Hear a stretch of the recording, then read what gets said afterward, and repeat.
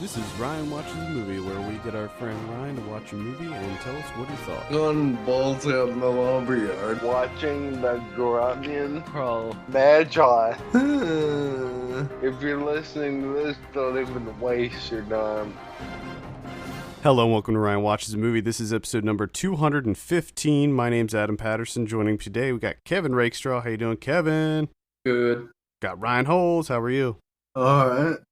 Now, before we get into the show, I know that this is a movie show, but I wanted to talk some soccer. Now, bear with me. We're going to talk about this briefly. Listeners, please don't turn off your the show just yet. But a lot of exciting things have been happening. We've got Copa going on. We've got Euro going on. Ryan, you're a huge soccer fan. What say you to this? What did you think of the U.S. loss last night? They played like assholes, and they got blown away by the number one team in the world. Yep. So it was a 4-0 score. Did you read anything or catch anything, highlights or anything, Kevin, with this match? I saw the second goal and I was like, "Oh, it's over." Yeah, it was kind of sad, but more The one goal, the free kick goal, you can't. No matter who you are, you couldn't stop. Well, no. Oh, stop that shit. No problem. Yeah, Messi. That was like the most perfect. I mean, he hit it. It was way up in the top corner. There's just no way anybody was getting that. It was a perfect shot. At any rate, one perfect shot. It was a perfect shot. Yes, one perfect shot, one might say. So in the Euro, Iceland played today. Now, Ryan, did you watch this match? No, I was watching the Portugal game. Well, you missed out.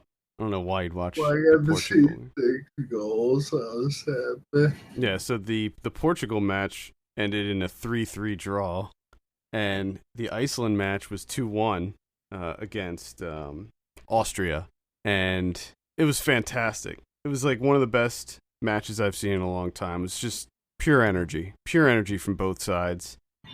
I would say that both teams were pretty equally matched, and it was so exciting. It was way more exciting than the U.S. match. Iceland scored in I believe it was the 94th minute. It was seconds left on the clock, and they scored.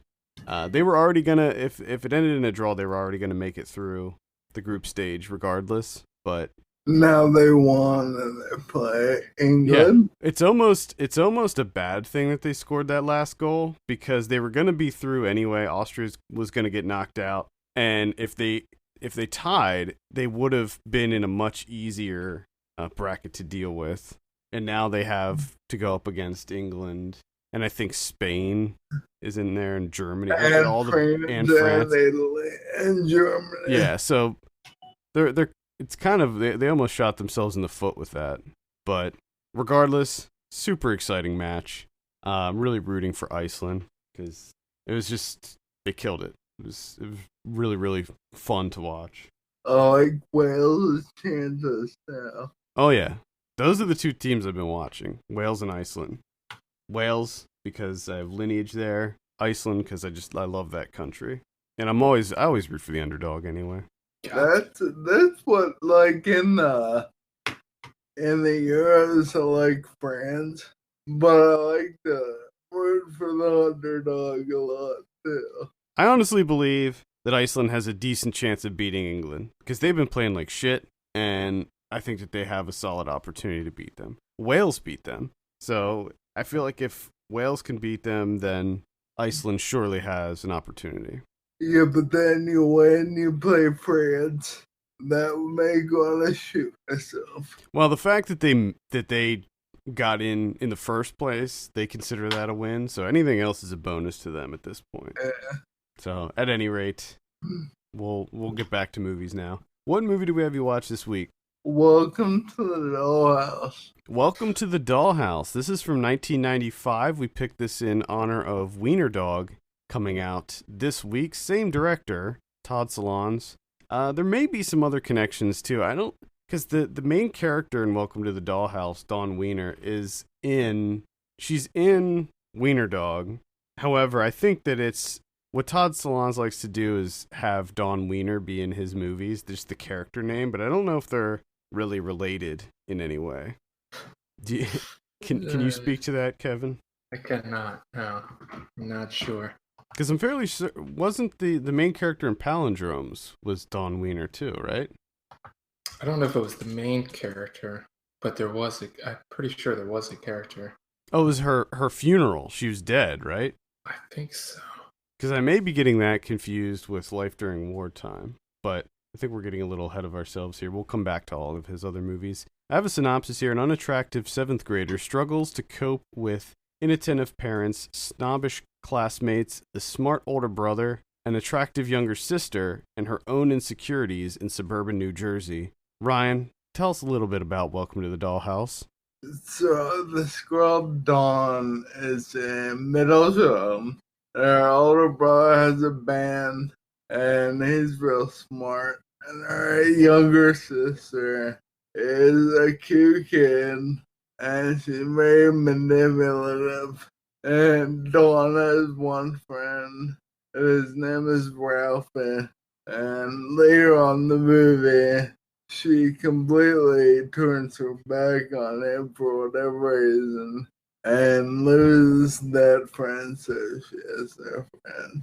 But this girl, I don't even know where to start with this.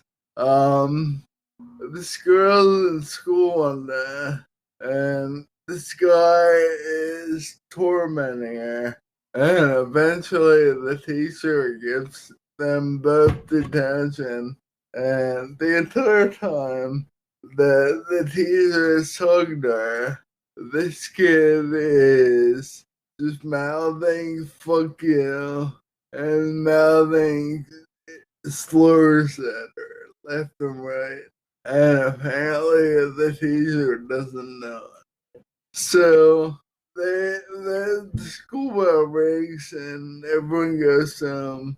And she's walking out the back door of the school, and he pulls her from around the corner. He pulls her aside and tells her that he's going to rape her, and that gets interrupted by a custodian, and they part ways. And later on, he calls her and asked her why she left so early, and he wanted her today. So apparently now this kid's like her best friend, even though he hated her, and was legitimately gonna rape her like 5 minutes before. So he tells her to come back the next day because he really wants to rape her. So she goes back, and they end up kissing, and I guess sort of falling in love a little. Meanwhile, the older brother, like I said, he's in a band, and he's got this one other guy named Steve that is like the perfect looking guy and an older guy, and everyone loves him. And this girl eventually tells the younger badass guy that she can't be his girlfriend because she is in love with this kid, this older kid. And of course he freaks out.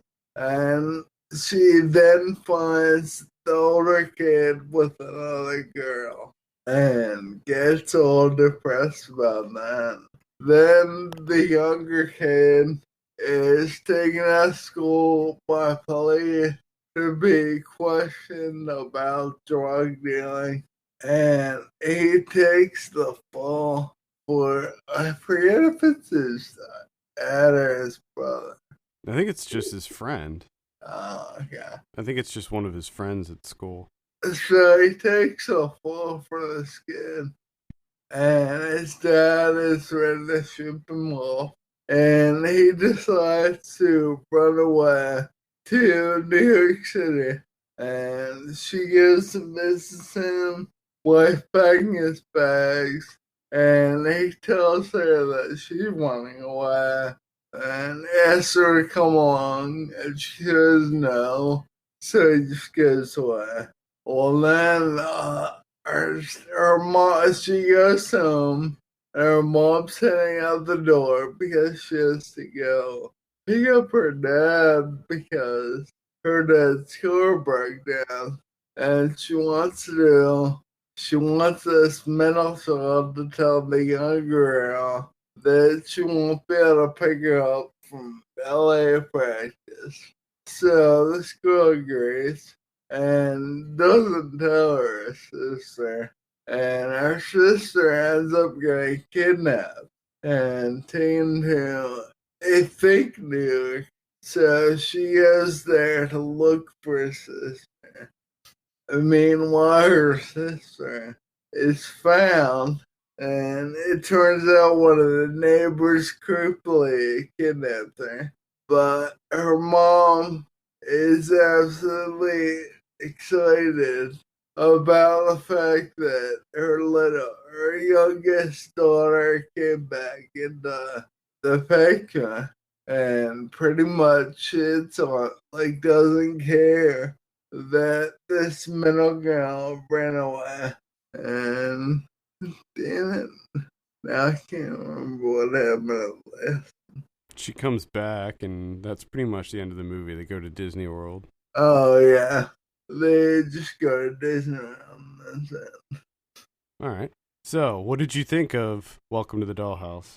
It was kind of funny because, like at the beginning, this little Ralphie kid, they're having this girl Dawn.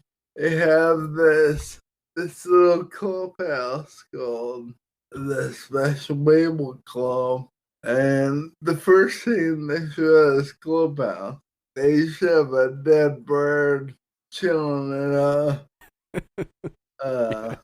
In a shoebox. shoebox. And from there, it just gets wild. I wish I could point out everything that made me laugh. But, like, at first when I was watching it, I wasn't sure if it was supposed to all be serious, but it was pretty funny. And it just continued throughout the video. Yeah. Now, Kevin, you were going to be rewatching this. I did rewatch this. Did you get a chance to watch this? I did not, no. Oh, way to drop the ball, Kevin. That's what I'm good at. Yes. Not going to disagree with you there. I did rewatch this because it's been years since I've seen this movie, and I've been meaning to go back to it because this was the first Todd Solondz movie I've seen. After this, I saw Happiness and then Storytelling from there. But this one, I forgot how, it's like his movies are kind of known to be shocking, I guess. Would you say that, Kevin? Like, he's kind of, I think, sometimes I think he gets compared to John Waters. I'd say they're a little, I would say they're more unsettling. Yeah, he plays with some really dark themes. And because his movies are typically comedies, he definitely pushes boundaries of the norms, especially within like Happiness. Happiness has some really serious stuff in it. Yeah. And I almost had you watch that one, but I had you watch this one because it was an excuse for me to rewatch it. And this one, it does the same, but in a much more subtle way. Like the whole kidnapping thing and how they don't show it, but they talk about how the neighbor guy built like a dungeon in his basement and kept her chained up in this dungeon. And just the way that these kids talk to each other, you're just like, it's just, it kind of makes you feel a little like it's wrong to be watching this. When they talk about the finger fucking. Yeah, my first reaction was, man, I hope I was this horrible when I was a little kid. Because they do some terrible shit to each other and say some terrible. Yeah. This is It's definitely a movie about misplaced aggression, because throughout the movie you just have the kids getting bullied and then those kids bullying other kids. Like Dawn bullies her younger sister, even though she gets bullied by the one kid that she ends up kind of hooking up with, but he gets bullied by the popular girls who don't invite him to their birthday party. And it's just, I think it so accurately portrays that time in our lives where you have this kind of misplaced aggression towards other people. I have a question. Shoot. In the movie, this badass kid, Steve Rogers, is retarded, and this Dawn girl calls him a retard at one point. Oh, that character, yeah. And he gets angry, obviously, but they really don't say anything else about it. Is there like an important aspect of the whole movie that I just missed? Well, he was making fun of her and stuff, and then all of a sudden she called him, when she called him a retard, that like really got to him. Like that clearly upset him a lot. And then they had that conversation when he took her to the dirty mattress to rape her. That's when he revealed that his brother was mentally ill. So that's why it got to him. It doesn't affect the movie as a whole. Well, I think that it speaks to that kid's his psyche, like what gets to him. Like he has a soft spot. Like he's looking out for his brother, and he doesn't want people to make fun of his brother. It adds a softness to that character. Whereas prior to that, you just assumed that he was this psychopath rapist. The potential rapist. Yeah, and he was like holding a knife to her throat, and he was like, he kept threatening, like when the first time he tried to rape her didn't work, he was like, same time, same place, tomorrow, I'm gonna rape you for real. And she went. Like, it was just, I don't know. And this Ralphie character, why do they call him a faggot though? Like, was he really gay? Well, I don't know if he was really gay, but he was just a weird little kid. I mean, he was carrying around a dead bird in a shoebbox. What, all the time? Well, I don't know about all the time, but when the one scene we saw him, he was doing it. He was just a strange little kid, and because he was a strange little kid, the older kids lashed out at him because he was different. So they naturally call him a faggot. I remember hearing the word faggot over and over. Well, they didn't even, it wasn't just him though. Like there's a scene towards the beginning of the film where they're beating up another kid, calling him a faggot. And, that part. Okay. And Dawn came to the kid's rescue, and the kid, what did he do? He called her a lesbian. Yeah. He's like, don't talk to me, lesbo, and then ran off. And then there was the scene where the girl bully forced her to take a shit, and she watched. Yeah, that was really odd too. It's just a series of really uncomfortable moments, but at the same time, I think that I think that Todd Solondz really locked into that time period and what it was like to be a kid growing up then. That is definitely the proper way to describe his movies.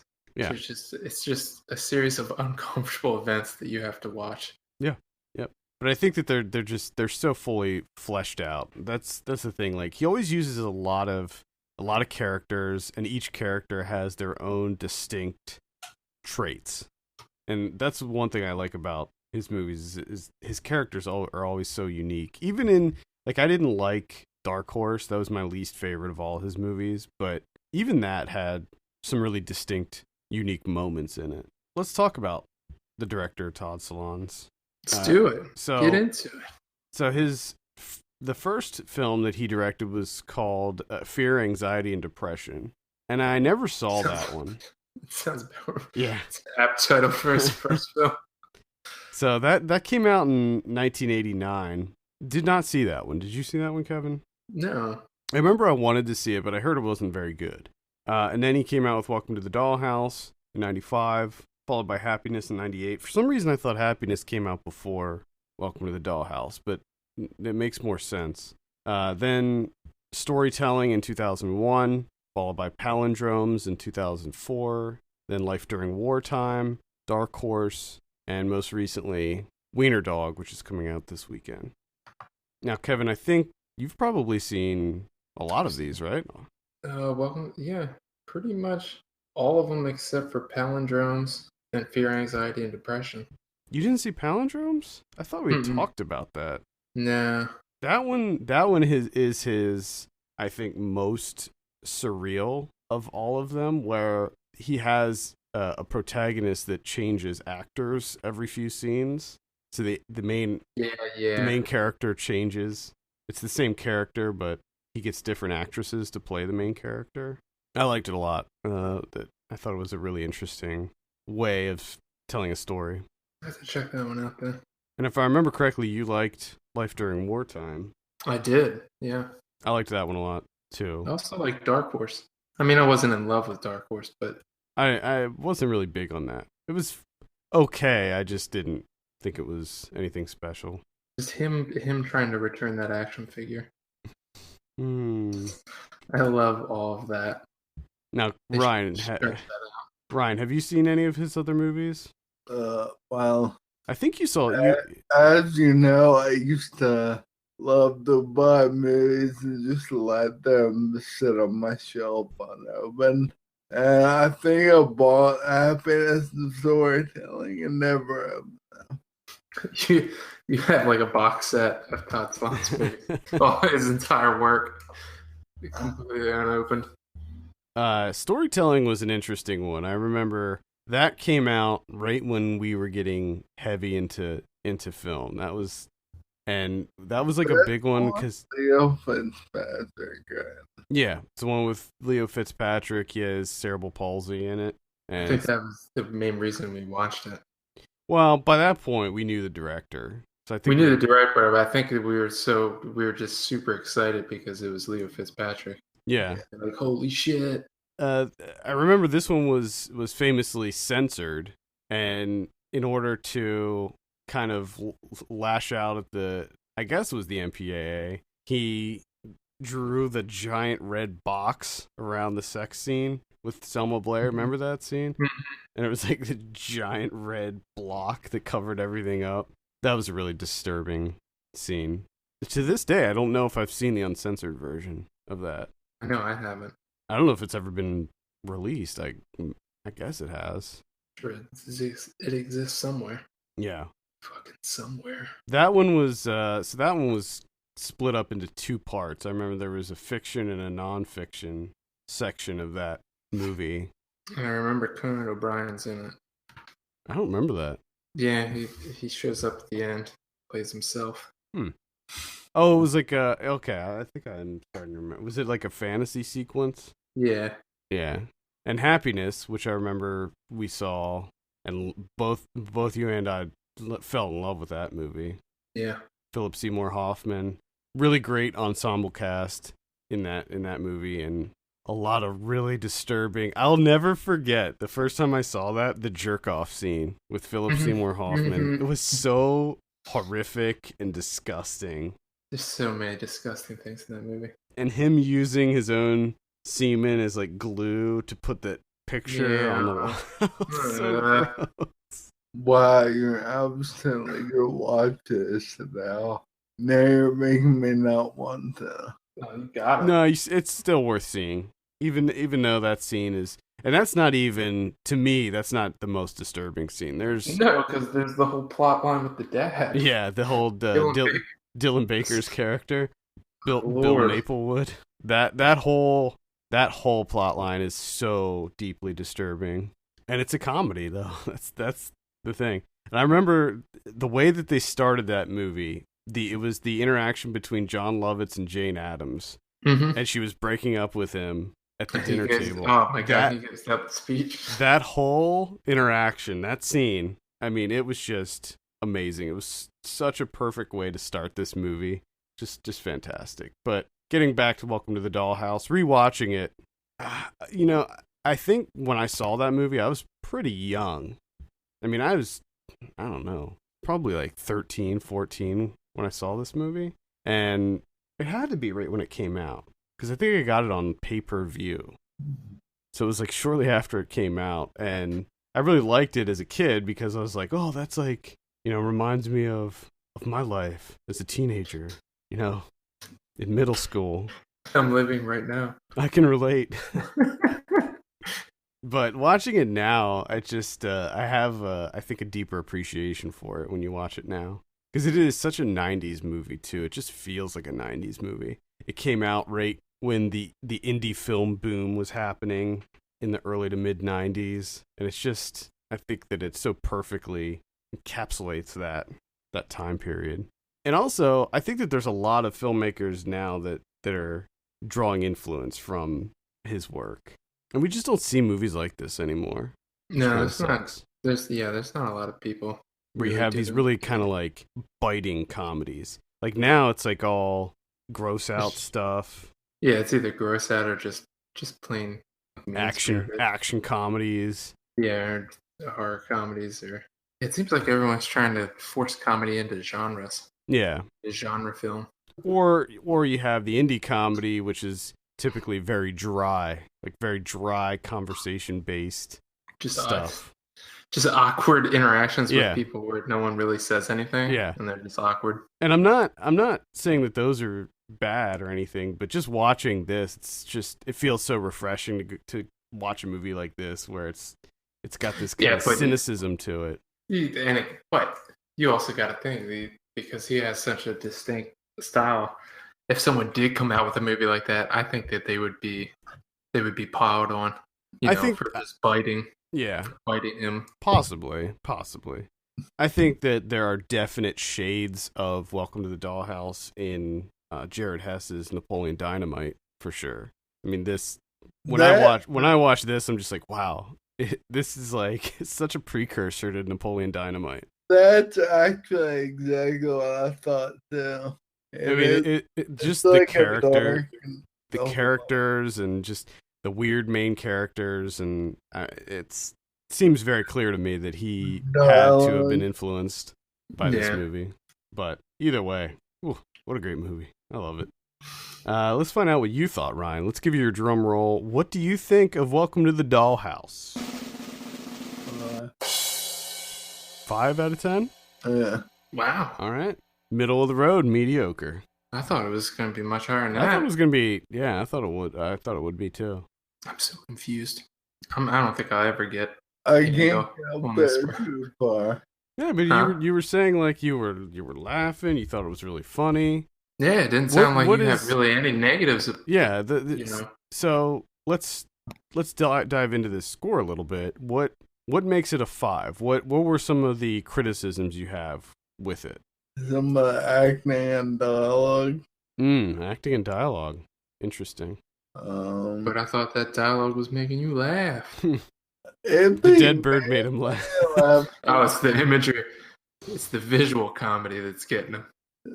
There was that one scene when she had the hammer and she was going to bash her sister's head in with the hammer. And said you're so lucky. Yeah. And then just went to bed like nothing happened. Yeah.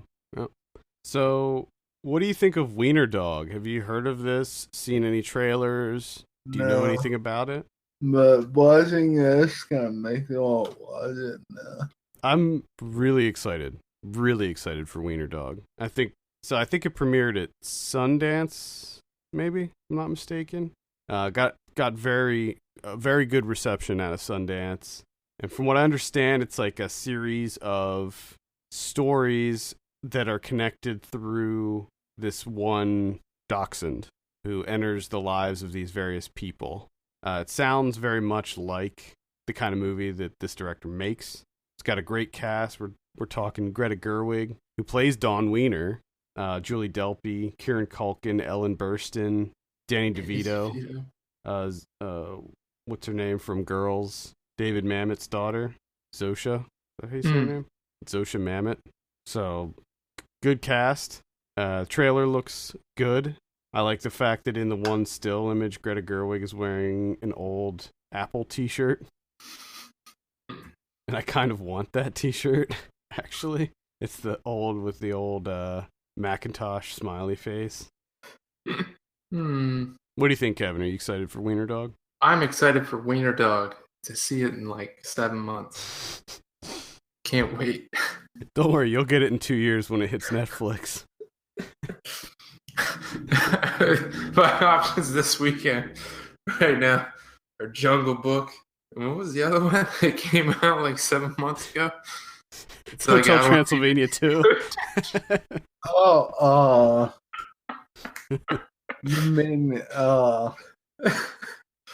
Those are my options. What's the movie called?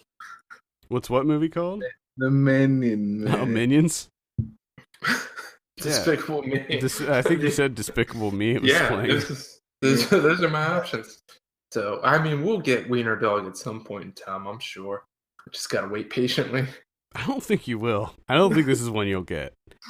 Something tells me this is one that you will not get. You'll have to wait for it to hit VOD. I mean, I'm hoping that maybe it'll have a short theatrical run and then have a quick turnaround time to VOD. That seems what a lot of these indie films are doing.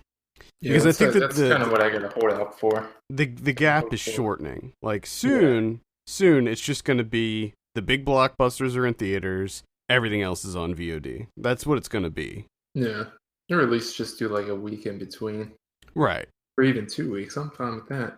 I mean, we're seeing a lot of day and date stuff too, where things are being released in theaters and on VOD at the same time. We're seeing more and more of that. It used to be just kind of the garbage that would do that, but now we're seeing some bigger releases do it as well. Yeah. And I actually don't even know who's distributing Wiener-Dog. I don't either. Annapurna Pictures. Oh, dude. Yeah, so I don't know if they even do any VOD stuff, so I'll wait even longer. I don't know. Yeah, I don't know what's gonna happen with that, but hopefully it'll be available to everyone in only a short amount of time. Any final thoughts, Ryan, on Wiener-Dog or Welcome to the Dollhouse? No. You're both making me rethink my health scoring. Oh, your world has come crashing down. Maybe what we should do is actually watch some of his other movies and then kind of make a determination based on his other stuff. All right. So I think to me, this is probably I think Happiness may be still number one, but this is definitely number two.